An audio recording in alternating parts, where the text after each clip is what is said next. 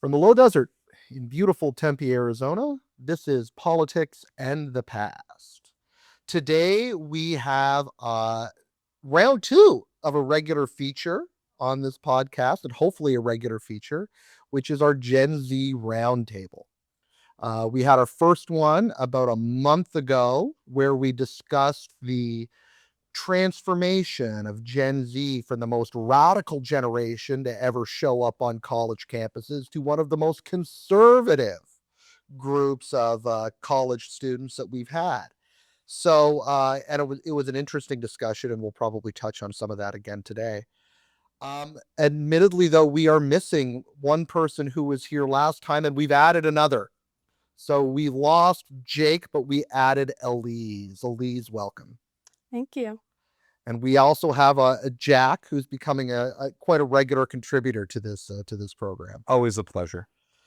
Elise, are you able to maybe? I'm sure our listeners are now so familiar with Jack. We don't even need to. We don't even need to give him much of an introduction. But Elise, are you able to tell us a little bit about yourself, where you're from, and how you ended up here at the Center for American Institutions? Yeah, so I am from Grand Rapids, Michigan, and my parents are sort of snowbirds, so I've grown up in Arizona and Michigan half and half.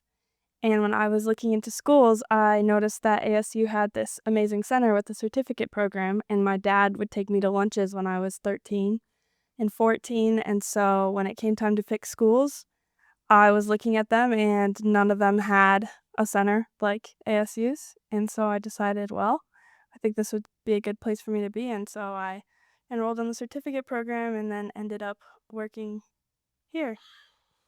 Well, we clearly captured you from a very young age. I don't know about that as a recruitment strategy for everybody, but it certainly helps us recruit superstars like Elise. So that's great. And so, Elise, what year are you in here at Arizona State? I'm a senior this year. You're a senior. Okay, and what's your major? My major is economics, and then it's an emphasis with politics and the economy. Fascinating. And so the plan is for this to be your last year? Yeah, that's the plan. It could change. We don't know yet, but so far. Well, we're only halfway through the first semester of the year, so lots of time. Well, I'm sure it will be just fine. So what I was hoping to chat about today, and again, the reason that I want to do these Gen Z roundtables on a regular basis is that unlike most people like me with gray hair and growing increasingly out of touch with the world, if I was ever in touch with the world, is that I am plugged into stuff that happened when I was in college, and then I stopped paying attention to culture like everybody else does. And so Gen Z appears very foreign to me in a lot of ways. But I've got a 4-year-old and a 1.5-year-old. So I'm very plugged into like that generation. You know what's going on there. You understand Gen Alpha. I understand Gen Alpha, and my son's Gen Beta. Oh wow. Yeah. Oh wow. So I understand that. I understand the Bluey generation very, very well. But there's this big missing piece. Sure.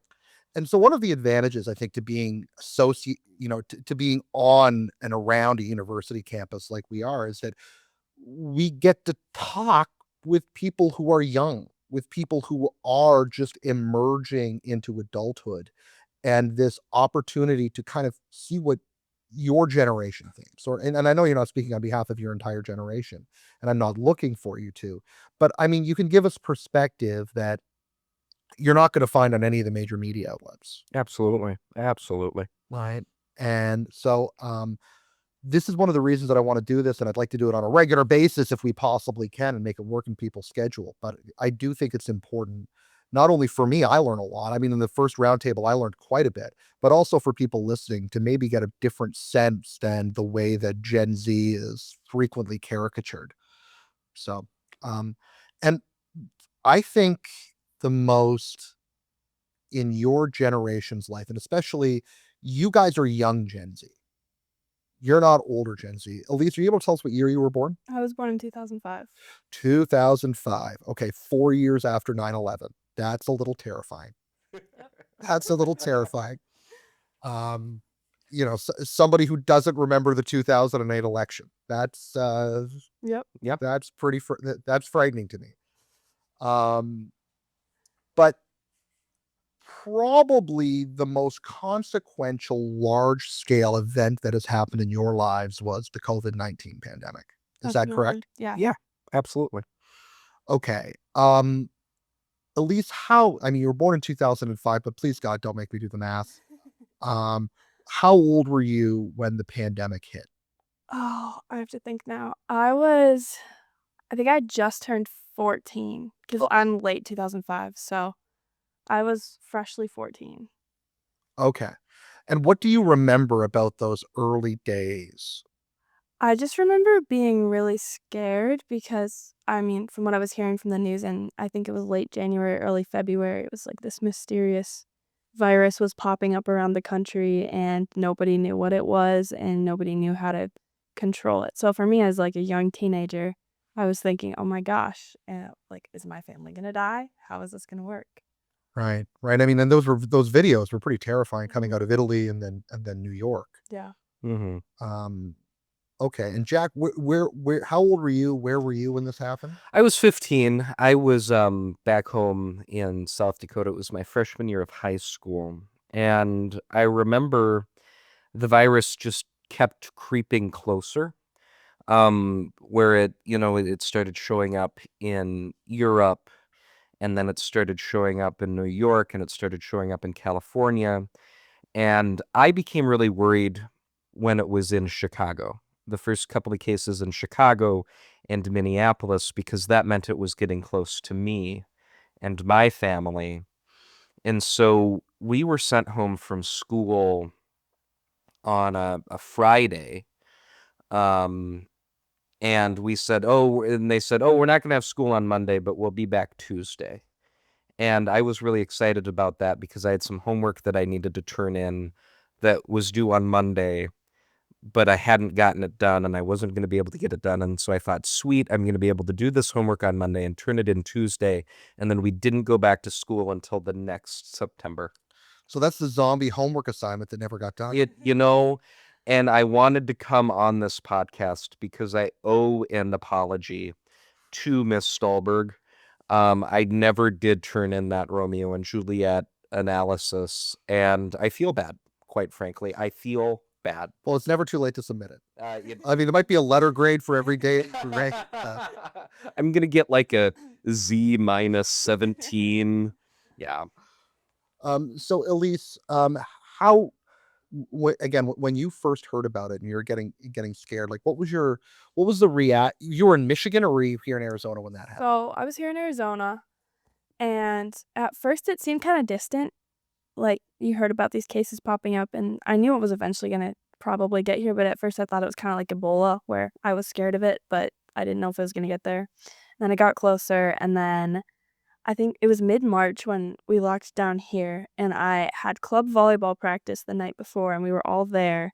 We were talking to my coach, and outside after he said, "I don't know what's gonna happen with this." And he said, "I think people are freaking out a little too much in terms of he couldn't buy toilet paper, so he was a little thrilled Little stuff." jaded. So it was like, "Okay, guys." So he didn't really know what was gonna happen, and then the next day we woke up and found out, "Oh, everything's canceled." And that was the end of my club volleyball season that year. Yeah, and I mean, tell me a little bit about, when you're 14 years old. Club volleyball is probably a pretty important part of your life, Oh, yeah. That was my biggest activity. right? Great opportunity to socialize. Mhm. Um, best chance to make, other than typical school is probably your best chance to make friends, right? Mhm. And especially given that you're moving back and forth from Michigan to Arizona, it probably definitely was crucially important for you. Yeah, definitely. Maybe even more important than it was for some other people. Yeah, I would agree. Okay. So, I'm just going to ask this question now. We'll come back to it, but later. But did you spend the pandemic predominantly in Arizona, or were you in Michigan for most of it? It was mostly here, at least for the initial lockdown stage. Yeah, I was just at my house with my family. But my mom was an occupational therapist. Well, she still is, but she was considered critical, so she had to go in people's homes that had COVID. So she had to suit up and everything, and when she got home, she wouldn't let us hug her till she'd like showered and everything, and it was really interesting. And how many brothers and sisters? Do you have brothers or sisters? Yeah, I just have one brother. He's Oh. he's younger than me. Okay. How did he handle those days? He was how old was he? I think he was 12. So he kind of just was doing his little Lego things, and we did a lot of family movie nights and a lot of hiking, because we could get outside. We live really close to the mountains, Right. You're so right. yeah. So we were able to That's a do that. good space to be, unlike say being downtown Boston or something, Yes. Yeah, I agree. which gives you a lot of flexibility, fresh air, until of course the summer comes in Arizona, and then you're Yeah. Yeah. but at least for those initial few months, it was probably some of it was probably some of the best times you guys had as a family. I agree. I do think that made us closer as a family, and I actually find myself missing like the pizza nights we would have sometimes because we couldn't go anywhere, so we would just all be together. Yeah, yeah. Now South Dakota in March, my understanding is, Jack, that that's a really pleasant place to be outside for long periods of time. Yeah, it's South Dakota in March can't make up its mind. It's either freezing too cold or it just gets really hot really quickly. There's no spring. I've never actually experienced a spring. Someday I'd like to find out what that's like. It's either way too hot or way too cold. Yeah, fair enough. I having lived on the plains, I can tell you that that is exactly true. So, you were you were being very lazy about handing in your Romeo and Juliet homework. Yep. And continuing to hope that the virus kept extending school longer and longer and longer, so you wouldn't actually have to do that assignment. Yeah, I'm ashamed to admit it, All but right. So I one of the things that I'm really curious about in your South Dakota experience is that you were locked down like hardly at all in South Dakota. we were locked down for not very much time.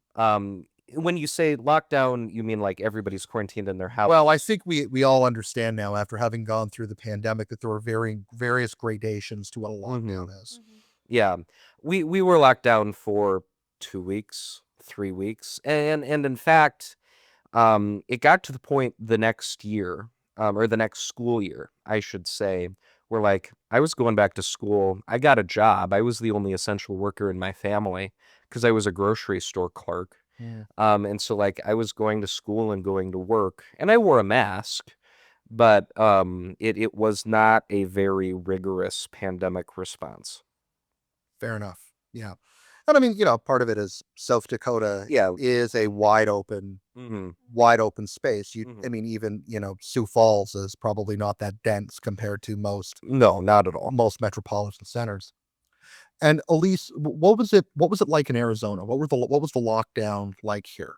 So I remember we had an initial 2 weeks where everybody just stayed home. Honestly, after that, I know my family pretty much stayed at home because my dad worked from home a lot, and then my mom would just go out and do her visits and come home, and then my and my brother's stuff were canceled. Right. So we really didn't end up going out and doing anything until I want to say end of May, because then that was when we like road tripped back to Michigan and spent the summer there. So Okay. So then you went back to Michigan for the summer. Did you feel like there was a difference between what it was like in Michigan versus what it was like here? a little bit. I didn't experience that difference as much though because we weren't there during the initial lockdown in Michigan. Sure. From what I heard, it was quite a bit more strict than Arizona was.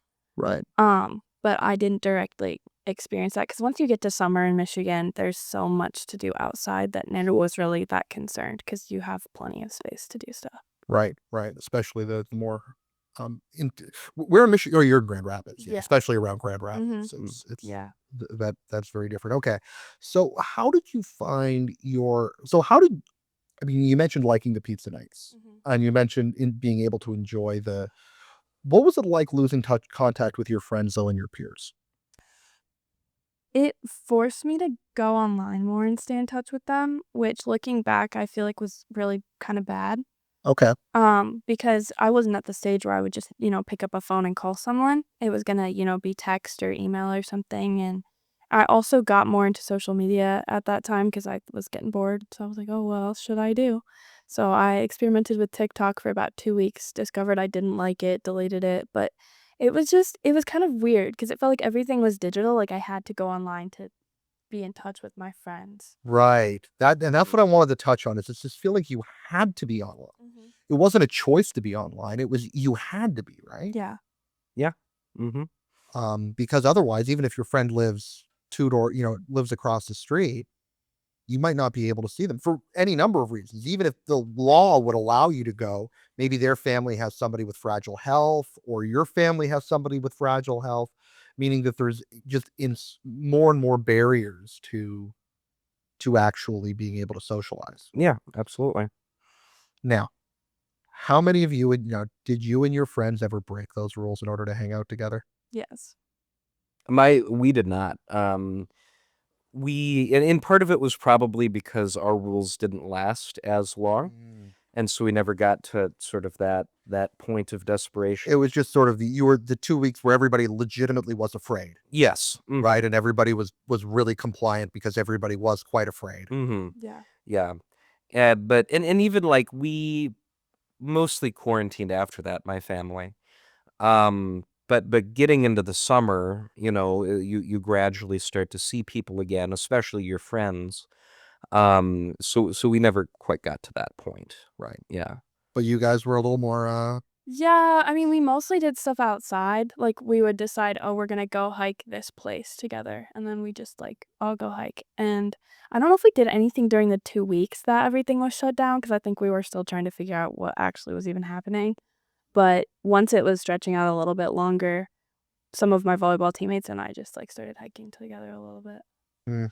Yeah, I mean, that makes sense. I mean, I think there's this sort of natural, you don't necessarily need the government to tell you what you can and can't do. You just sort of figure it out as a community. Like after the first 2 weeks, right? Yeah. And you look, not everybody's dead. Okay. Yeah. Right? Yep. Clearly people can interact in some way without either this virus spreading, or maybe the virus is not quite the death sentence that it was initially, there were some fears that it might be presented as. Yeah. Okay. So, how do you think your peers handled it? You guys seem like you handle it pretty friggin' well. Maybe part of that was location. Part of that is just you've got good families. Part of that is you had other outlets. How did some of your peers that maybe didn't have some of those Yeah, I think handle it? that it, like, I was, and I think Elise falls into the same boat, where I was very blessed to Yeah. have a good family and to have support like that in the home. But if you didn't have that support, and it goes back to what Elise was saying about technology, it became very easy to immerse your whole life in technology. And you do see today people who got addicted to social media, to video games, to what have you during COVID, because they had to in order to socialize, and then never sort of got out of that. And so we talk about Gen Z as being this very tech-oriented, tech-driven generation. I think a large part of that is people who became tech-oriented or tech-driven during COVID out of necessity, but never fell out of that. Yeah. And one of the things about being teenagers is that your life revolves around being social Yep. in a way that it will never be like that again in your life. Right? You'll have jobs, you'll have other responsibilities, you'll have other interests that will distract you. But when you're a teenager, for a whole bunch of physiological reasons, like and cultural reasons, your life revolves around being social. Yep. And that's shut off for you. Yeah.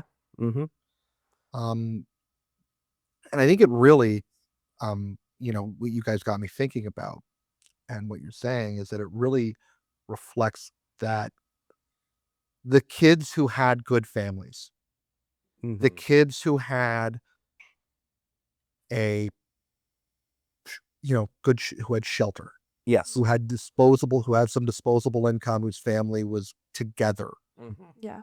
and together in a way that didn't lead to abuse Yes. or drunkenness or addiction or other things that, you could get through it, Yeah. Yeah.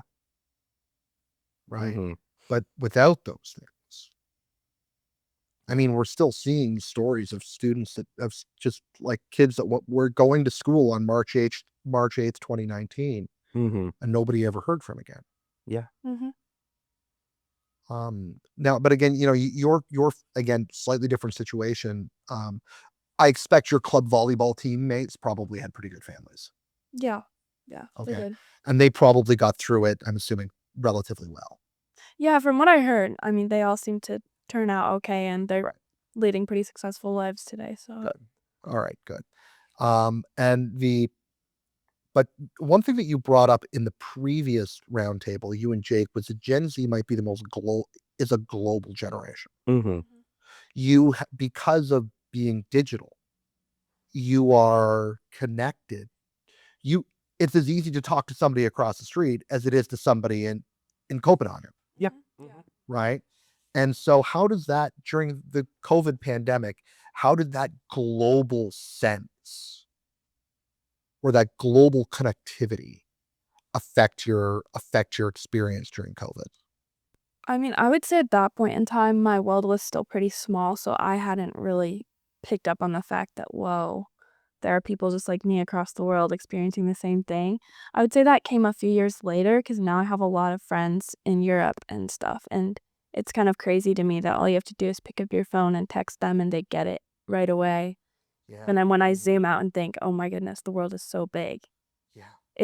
But like during COVID, it was I was kind of more centered on my family, what's going on directly around me, maybe a few of my immediate friends, but it didn't get bigger till later. Right. Now, of course, in South Dakota, you can't meet your nearest friends because there's like 6 of them in the Yeah. thing. You got a high school of 3, and Yeah. Yeah. You've got more cows than people who are friends. And I think my response is a little bit different than Elise's because I was a little bit older. But I did definitely notice a globalizing force in COVID because your connections to your community have been severed and have to be severed by public health mandate. You're not going out to community events. You're not meeting people on the street. You're not talking to your school friends.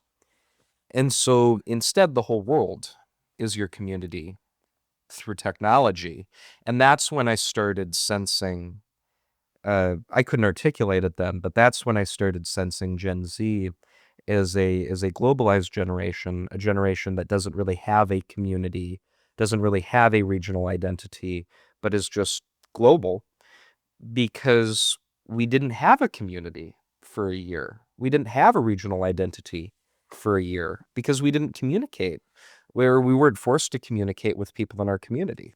interesting. And that probably creates this kind of generational consciousness too. Mm-hmm. That, you are a part of the generation that, let's be honest, was less at risk of COVID than any other generation, Mm-hmm. right? Yeah. I mean, once we kind of got a handle on what the virus was, were you too afraid of the virus personally? I was afraid of the virus, not because I was afraid that I would get it, but I was afraid some of my older family members Sure. would get it. But looking back, after that initial 2-week period, maybe when we were all concerned that it was like this death virus that was going to kill us all, after that, I was never really afraid for myself. Elise? Yeah, I was afraid during I'd say that 2-week period too, and a little bit after, but then once I heard some stories of my family members getting it and being okay, I think the biggest concern I had was losing my taste and smell because my mom lost hers in late 2020 and has never gotten it back. So I've Really? been kind of like, could I still lose it? But I was not afraid for my life after that. Right. Yeah. And yet, and again, there's this, you are at this age where again, your life is about being social. If I'm okay, I'm a little bit unique. I can't stay in the house. I lose my mind if I stay in the Mhm. house. But most of people my age, my parents' age, that kind of thing, if they're told to stay inside for 3 weeks, they're like, woohoo, get to stay inside for 3 weeks. Don't have to talk to another person. Mhm. Right? It's almost a joy. There's a certain joy to it. Mhm. Right? It's like, oh, sorry, guess I'm working from home today. Uh-oh. Right? Yeah. For the next 6 months. Oh no. Mhm. You know, we for, you know, my age and maybe a little bit younger but certainly much older, you know, what we remember from the first 2 weeks of the pandemic is Tiger King. Yeah. You know, that's what we remember. You guys might have been too young to be allowed to watch it, but I heard about I it. heard about that, yeah. you know, not having watched it was probably the best thing that ever could have happened to you. That might be why you guys are so well adjusted, because you didn't watch Tiger King. I actually remember, this is funny. I actually remember about 2 weeks into COVID, maybe 3 weeks into COVID, Mhm. OJ Simpson was doing like he had like a social media channel before he died. And he reviewed Tiger King. And his review was America, something's wrong with you. If you shouldn't like this. There's nothing good here. This is rotten. There is something wrong in this country if you guys like Tiger King. Wow, Wow. that's incredible. When OJ Simpson was the voice of Elise. We need to reconsider. Oh, That and I remember somebody sent that to me and I was like, yeah, he's right. He's absolutely right. Doesn't make him right about everything, but it makes him right, but he can be right once in a while. Mhm. Yep. But it is this. Did you guys ever, I mean, maybe in your unique circumstances, but maybe you can speak for your peer group a little bit. Did you guys ever feel cooped up where it became a problem? Absolutely. Like there was an extent or there was a point where I was just inside too much. I'm like you. I like being outdoors. And so there was absolutely a point where I just needed to get outside and have some fresh air. And I was in the Boy Scouts at the time. And one of the things I was really sad about was we lost out on a summer of camping. And so, and I really relied on that. My whole childhood was once a month we would go camping somewhere, and I lost out on a summer of camping. And so it was little things like that, where all of a sudden I'm spending one more weekend a month at home. It was things like that that I remember from COVID. Mm-hmm. Elise? Yeah, I definitely got that feeling a bit, and I know that my friends and my family did a bit too, so we go to church regularly, and so one of the bigger things for my family was we couldn't go to church anymore because our church canceled all services and we had it online. So that was the weirdest Easter for me Right. because we were just watching church on a live stream and then just eating food at home. Yeah. And it felt like just really different. Sure. Also, music lessons were all online. Yeah. And I wanted to go play a real piano, not just my keyboard. Right. So that was another, I feel trapped. Did you guys ever have drive-in church? No. Oh, this is awesome. My church, we did drive-in church because we've got a big parking lot. Right. And so when the summer came, they put up a big platform in the parking lot, and then everybody drove their car in like a drive-in movie theater. And we had a convertible, so we put the top down on our convertible, and then when we would honk whenever like the choir got done singing, we would honk our applause. That's amazing. And then and we would bring our own bread and wine for communion. But yeah, we had drive-in church, and honestly, one of the I mean, COVID was sad for many people, and for many reasons, but just oddball stuff like that. Yeah. Well, I love that. I mean, and I Mhm. think there's this necessity is the mother of invention thing Mhm. where groups of individuals, not told by anybody, just Yeah. like groups of people trying to organize something, had to come up with really creative ways of either pulling off an event, maintaining community. I mean, the church that I went to in Atlanta, Decatur, Georgia, they did mass in the courtyard. We had a courtyard, and they did mass in the courtyard, and the they kept that mass. You know, there was 4 masses a day, Mhm. and one of the masses we kept doing outdoors afterwards. The reason is it was so popular, Oh yeah. and it was particularly great for kids. Yeah. Oh, I'm sure. because they could run around. Catholic school doesn't, Catholic church doesn't quite have the same Sunday school experience as a lot of the more of the Protestant denominations. So, usually the kids sit through mass. Yeah. Mm-hmm. But by having it outside, the kids could yell and scream and play a little bit, and everybody knew that was the family mass. Yeah. Mm-hmm. So, you wouldn't, if you went to that mass and you were upset by kids ruining it for you, you should have gone to the earlier one Yeah. or the later one, right? Yeah. So, I mean, there was little things like that I think really, and then even when it was raining and you'd have to go indoors, the 10:15 mass just kind of became the family mass. Mm-hmm. And it worked out. Anyway, it was just really interesting way to Mhm. meet people who were, and so I think there were lots of things like that. And everybody has that story, right? Yeah. Something Mhm. that I love the drive-in church though, with the honking after the choir. Yeah. That's tremendous. It was fantastic. It was really fantastic. I don't know. It was pretty popular. I don't know why we still don't do that like once a year. Yeah. I might ask next time I see Pastor Sarah. I might ask her about that. Propose that. Yeah. Good. I Yeah. think that's really, I mean, Mhm. because there was stuff that was fun, Yeah. Uh-huh. Yes. right? Yeah. Like it was a grind and it was awful in a lot of Mhm. ways, but in some ways there was this liberating opportunity for creativity and to try things that you'd never tried before. Oh, absolutely. And not just like to recreate a public life, but personally, like that's when I learned how to play the guitar. Right. Because I had time to learn how to play the guitar. And that's when my mom started baking bread. It's something she'd always wanted to do, but she'd never gotten around to it. But all of a sudden, she had time to make a sourdough bread. Yeah. Right. It's just little things like that. Right. And I think what we're getting at here is there was this initial stretch that like it was okay. Mhm. Even though the virus was awful, there was this initial stretch that everything was okay. Yeah. Right? Even maybe through the summer of 2020, Yeah. where it was like, especially once the summer came, you could go outside a little bit, and people, once we got through that initial terrified, we weren't entering the 28 days later phase of Yeah. of civilization. There was this, kind of okay, for a little while it was okay. Mhm. When did you guys start to notice that it got ugly with the lockdowns, where the lockdowns became more of a problem than the disease itself? I would say for me, it was probably August in Michigan because we were getting ready to start school season volleyball up again. And there were, I think, some rules or something in place that were going to make that either very hard or impossible. And we were looking at that like we're healthy young kids. And if we handle this properly, nobody's going to get sick and die. But it was just like a huge obstacle. And we were kind of like, hold on, we've been here for how many months now? And we still haven't figured this out. Right. Mhm. Jack, in your case?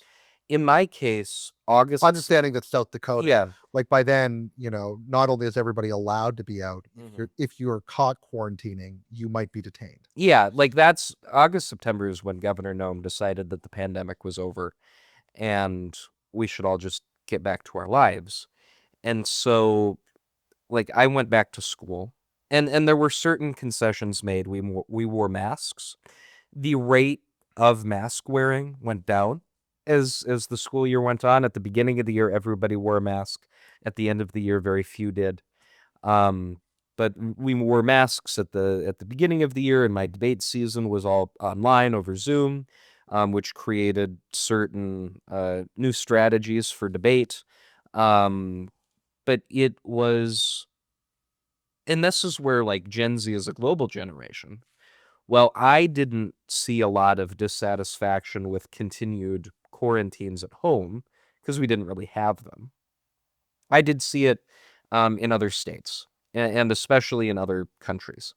And so while my community was starting to come back a little bit, by that point, I had already been sort of globalized in my outlook because I had spent all of this time online during the pandemic. And so I was aware of dissatisfaction in Michigan or dissatisfaction wherever else because I saw it online. So you start to identify with, not only South Dakotans, but Mhm. people in, let's say, the UK, who are enduring considerably more brutal lockdowns than you were engaging in South Dakota. Because your friend group straddled a couple of different states, Elise, did you see a difference between your friends in Michigan versus your friends in Arizona? I would say my friends in Michigan had a lot more opportunities, especially in the summer, to do things because Arizona in the summer is unbearable. It's often, yeah. So you can't really, do anything outside, and if you do, you have to go somewhere. But I think Michigan was pretty fun because we had the opportunity to play like grass volleyball or have bonfires in the evenings and just do a lot of things outside. So that definitely like lowered any risks that there were. And then also people, they used their heads. So if somebody was feeling sick, they'd say, hey, I can't make it tonight. I don't feel well. I'm going to make sure I don't give this to you. And so we kind of would like self-quarantine if we felt like we were getting sick. And then we tested a couple times just to make sure, like during season, that if so-and-so has COVID, they can't go to the game. And then Right. Yeah. so we were smart about it, and I feel like that helped. But I think Michigan had it a little bit better in the summer for sure. Yeah. So when you came back to Arizona, but then you come back to Arizona in the winter, and it's probably better in Arizona in the winter than it would have been in Michigan in the winter. This is true, yeah. Right. Yeah. That's the smartest way to have handled this completely. Yeah. So, but you've got this galvanizing Gen Z identity and consciousness forming. When did you start seeing resentment among your peers, even if you guys weren't necessarily feeling it? I saw resentment among my peers, not in person, but online. Okay. And so it would be folks from a state or a country with a more rigorous lockdown procedure who began to really agitate to be in person. And I think that speaks to like a basic element of human nature, that we can only be alone for so long. We're fundamentally social creatures, and at some point we need to be social. Yeah. And so I became aware of that dissatisfaction online, I would say. Yeah. Yeah. I would say when I started hearing about Australia and what was going on there, I think it was Australia, where they were sending people door to door to check on people. That's where I kind of started realizing, whoa, maybe I have it really good. And then my specific friend group and my peers, we were pretty much all homeschooled, so we were kind of oddball, I guess. So I would say we didn't have the typical like public school experience that Jack had. So I would say we were less dissatisfied. We were more like we want to go back to co-op. We want to do these things that we can't. So we were upset about our little communities as well, but I feel like we did have some more opportunities to do things on our own. Right.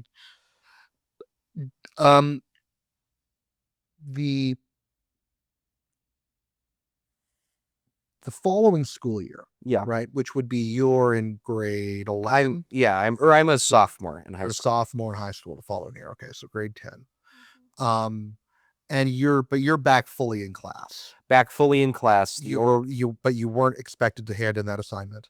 I was not expected. Mrs. Stahlberg passed me out of freshman pity, English. perhaps. Out of pity, probably. It was really hard to fail those classes that second semester of my freshman year. Like you really had to try to fail those classes. And an element of that certainly plays in, people talk about education loss during the pandemic. And so like and like it's understandable. Everybody was dealing with this global pandemic, and teachers didn't want to or Right. wanted to, have some grace with their students. But expectations for that year, and to a lesser extent the year after, were lower. Because of all of that grace that people were giving with the pandemic.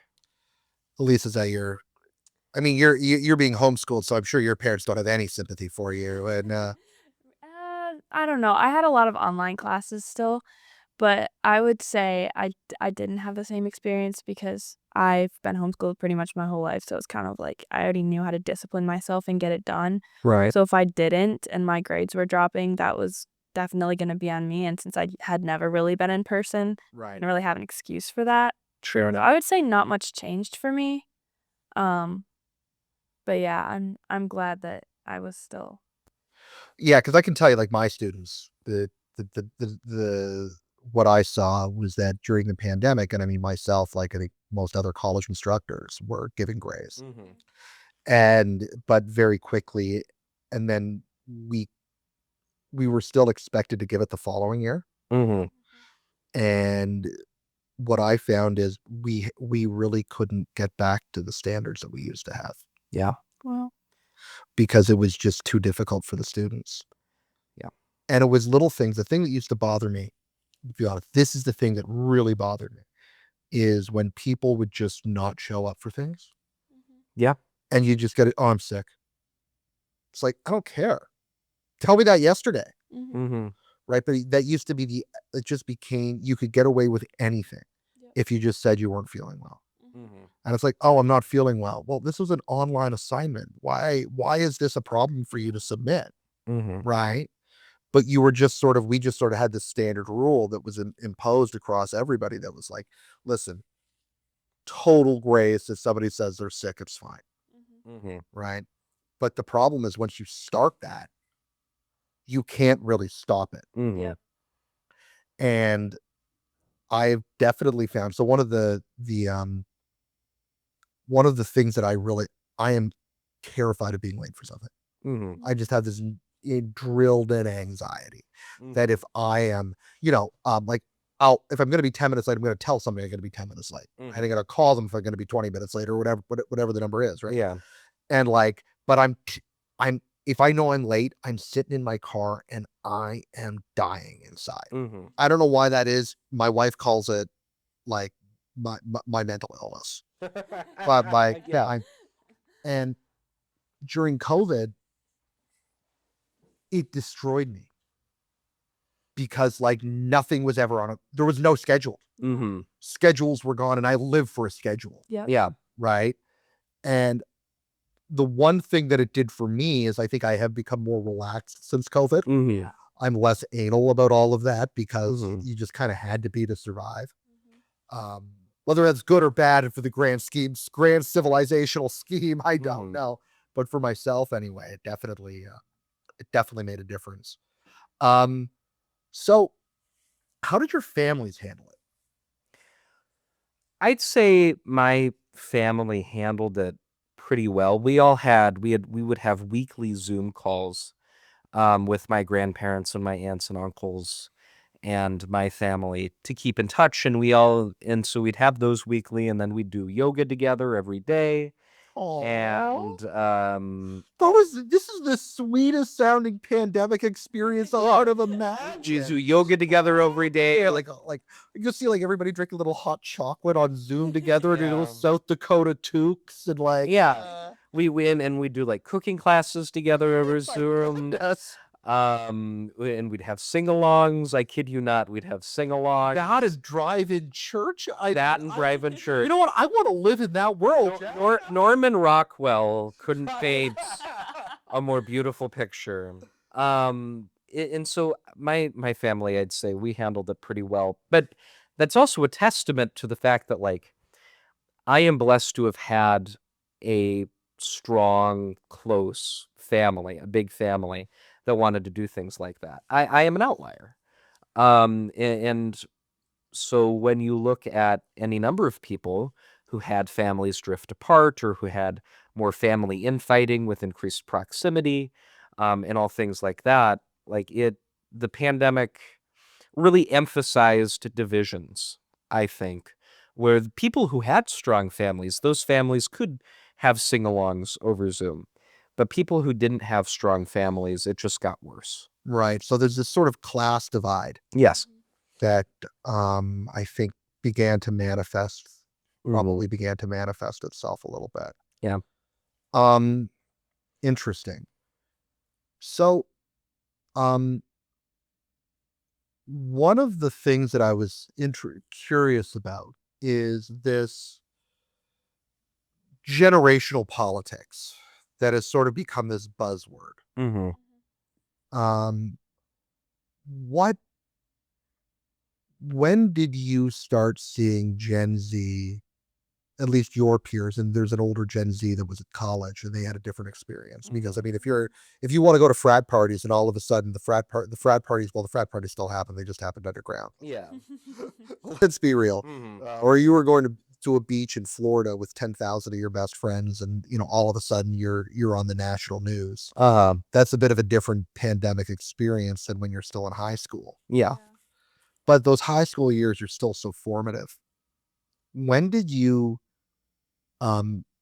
begin to notice a different response out of your generation maybe than other generations? I mean, for me, it was probably 2022 is when I think I saw it. Interesting. It was that late, huh? Like, I saw it a little bit during the 2020 election because some of my friends and I ended up working the last Trump rally in Grand Rapids was it 2020? I forget what it was. Yeah. Yeah. So we ended up working that, and I saw quite a few young people there, like out of my friend group wanted to go. That wasn't really out of the ordinary for my friend group though, because we were all homeschooled and ran in very similar circles. So on a large scale though, I think in action was 2022 because then I was helping out with other campaigns and just a lot of my friends wanted to get involved. Interesting. But I mean, I was on the younger side too, so maybe that's why it happened later for me because I was only 16 in 2022. So Right. Yeah. To be honest, I never really noticed a political change. Yeah, and I wasn't necessarily looking for political. I mean, I could, Yeah, but cultural. There's a social change, where, a year, 2 years after the pandemic, you do see certain individuals who were socially stunted almost by having spent so long alone. Or online.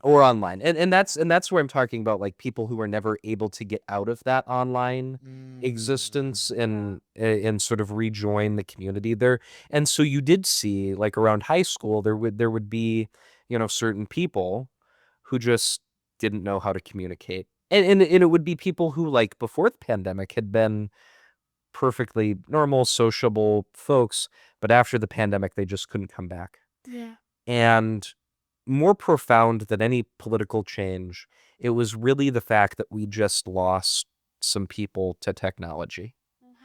And that was one thing that I noticed, and it was really sad because, like, some of those people had been my friends, and now I didn't know how to talk to them, or they didn't know how to talk to me, and it was just a sad thing. Elise, is that like what do you think about that? I mean, I would definitely agree. A few of my friends did end up online a lot more, and I would say some of them did end up getting depressed and stuff. Like, they're okay now, but it was really hard for them. Like, they would tell me, like, hey, I like really had a hard time getting out of bed this morning. Like, I have nothing, Yeah. I have no purpose right now. And Right. I mean, I can tell you an experience just of a role, one person removed from me. He was going to graduate in 2020. Would have graduated that, and he was one of those kids that on a knife's edge, right? Like he could have ended up okay, but he needed everything in the world to go right for him if he was ever going to end up okay. Came from an okay family, but just needed really good on one side, not so much on the other, but like really on the knife's edge. Either things had to be good yeah. situationally and environmentally if he was ever going to get through, and he completely went off. Yeah. And he might have done that anyway. That might have happened anyway, but it practically guaranteed it. Yeah. What happened in the spring when he was going to graduate, and like he just got his diploma, wasn't expected to do anything to get it in those last 4 months, and then imagine being a kid getting a diploma in June of 2020 and then entering the workforce. You're not the kind of person who's ever going to go back to school. Yeah. Who's going to hire you? Oh, absolutely. Right. So, you're not expected to find work. Yep. Mm-hmm. Yeah. So really, what are you getting up for every day? Yeah. And I do think that people of our specific age were saved somewhat in that, like, I was a freshman in high school. Nobody expects anything of a freshman in high That's school. true. Right. And so, like, we didn't lose like a formative, I mean, we lost a formative time, but it wasn't formative in that we were supposed to accomplish Actually, freshman and something. sophomore years of high school, if you want to lose 2 years, I mean, those are the crappiest 2 years you're ever going to experience. Those are the worst 2 years to lose. Yeah, like it was, Oh no, not as many people saw my zips. Oh well. yeah. But I do think it also testifies to the increase in extremism among Gen Z, but also not in Gen Z, in the broader population. Well, that's what I was going to actually Mhm. get to. So, but yeah, no, go, but keep going. Where, like, you spend all this time online, and when you're online, it's so easy to burrow into your particular political ideology, their space, or into your religious ideology or cultural notions, whatever may motivate you. It's easy to get into that bubble and then stay there. Right. And then after the pandemic, why would you ever leave? Because now you've made all of these great friends who agree with you about everything, who reinforce your every notion. And they're not like the people you meet outside who challenge some of what you say. Why would you ever leave that space? It's so comfortable. And so I do think that speaks to the rise in extremism that we've seen, is because we created this incubator for insular online spaces in the pandemic. It was the perfect conditions to create these bubbles. Yeah. I mean, I think I buy that. Elise, do you? I do, and I know that I did kind of have a bubble during COVID, but I also have one of my best friends. We disagree on like quite a few core issues, and so we will just go back and forth. So even when I was 14, we would be talking, whether it was like over a Zoom call or something, or our families eventually met up that summer, and we would just debate each other for like 2 hours. And so I don't think I ever fell into that trap, Yeah. but I can definitely see how others might have. And Well, and that's because you had a community member Yeah. who you were Yeah. right, who was connected to your family, and so I mean, even if you didn't want to hang out with that person that summer, your family was going to make you hang out with them. So that makes a difference, right? And that just speaks to the importance, I think, of the strong communities and strong families that were put to the test in a way that I don't think have been put to the test in that way. Yeah. I agree. And I mean, from what I see, from my vantage point of being almost 39,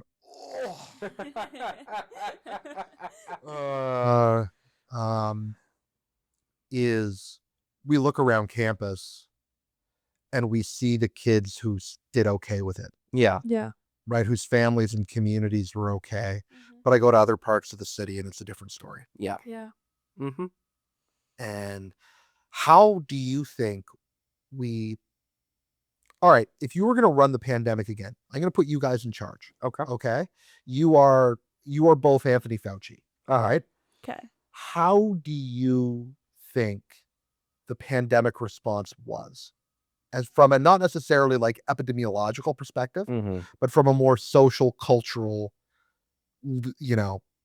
security perspective? Yeah. I generally think Anthony Fauci did a good job, and that the states like South Dakota that went back immediately probably were too cavalier in their attitude towards the public health. But I will say that one thing I wish had happened was a broader movement to reach into or to go find the people who were being left behind, to find folks who didn't have those social structures, and to provide them with some sort of community online that wouldn't detrimentally impact them. And so the creation of sort of an online little platoon.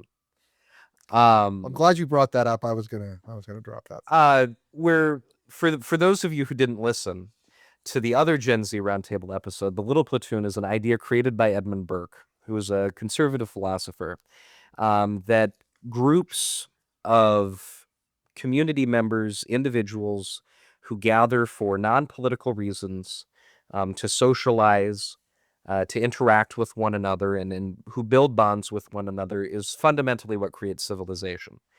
And all of these little platoons were decimated by COVID. You couldn't have bowling leagues, and you couldn't have Boy Scout meetings, and you couldn't have church choir rehearsals and what have you. They had to honk instead of applaud. You had to honk instead of applaud. And so a more deliberate effort by the government, by private foundations, what have you, to create online versions of those to sort of hold us over, and to create an alternative to finding community in those insular ideological bubbles, where instead of turning to those for socialization or support in this time of struggle, you could turn to an apolitical alternative that created an atmosphere of socialization without the byproduct of extremism. Interesting. Can I, Elise, I want you to answer, but I'm really curious what I would say, but there's something I need to turn on its head here, Sure. or else I'm going to lose sleep tonight. You said you wish the government had done something more, Yeah. in order to reach these people. My sense was that community and society was pretty eager to reach those people, but that frequently it was government getting in the way Yeah.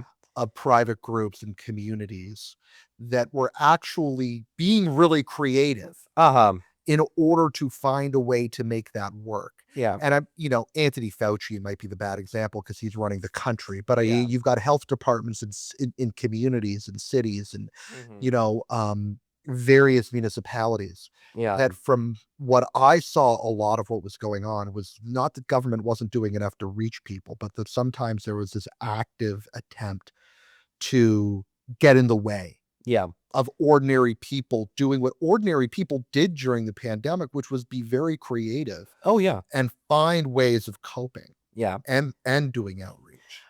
And I think that speaks to the unique atmosphere around COVID, where like certain entities were taking a very proactive approach out of concern for the public health. That in retrospect was too much. But when you look at I do wish that these government health departments, state and local health departments, had acknowledged the threat of social isolation and loneliness. Perhaps it doesn't rise to the same health impact of COVID, but we do know that loneliness. So one's going to be with us a lot longer. Yeah, like loneliness is a health catastrophe, which is why the World Health Organization recently designated it as a World Health Emergency. It took COVID to do that. It took COVID for us to realize that. And so like folks working in these departments, their hearts were in the right place. They were trying to protect the public health. They just didn't have a full understanding of the potential impacts on the public health of COVID. And we just didn't understand the impact of loneliness on your psyche. And so they were sort of acting on incomplete information, is how I would answer that question. Fair enough. Elise, do you want to? I would say I feel like the initial 2-week lockdown of kind of feeling it out and trying to understand it. I don't want to say it was necessary, but I do think it did help us learn a lot about the virus and about how we should respond. But I do think after that initial 2 weeks when we kind of knew more about, okay, this is the group, these are the groups that are hit the hardest by it, these are the groups we should be protecting more. I think once we knew, I think it should have been left more up to the individual communities and especially the citizens in those communities, because I know looking around, there were so many people who were concerned for, I don't want to get my elderly grandma sick. And so the logical response to that was, if I'm feeling it all sick, I'm not going to go see her. But then with all these protocols in place, it was kind of like, well, even if you're healthy, you can't really go see her. And it was just really sad. And maybe your grandma needs to see it. Yeah, because so many of the nursing home stories of people have to stand outside the window and look in at my elderly grandma who's really ill, and I can't go with her in her final hours, even though she's already passing away. It's right, exactly. Right, the stories I heard of people near me, not me myself, but near me, in my life, who their grandparents were dying of COVID, Mm-hmm. and they couldn't go and be with their grandparent or their mother or their father who's dying of COVID because they might catch COVID.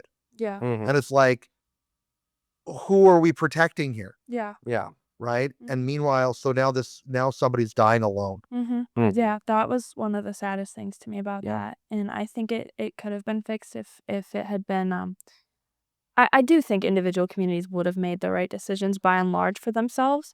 And if they made a mistake, then they would realize it a few weeks later and they could go in and change that. Yeah. I think that I tend to, that's where I tend to agree. I Mhm. think. And I guess the thing overall that bothers me, now I'm going to go up on my soapbox here for a minute.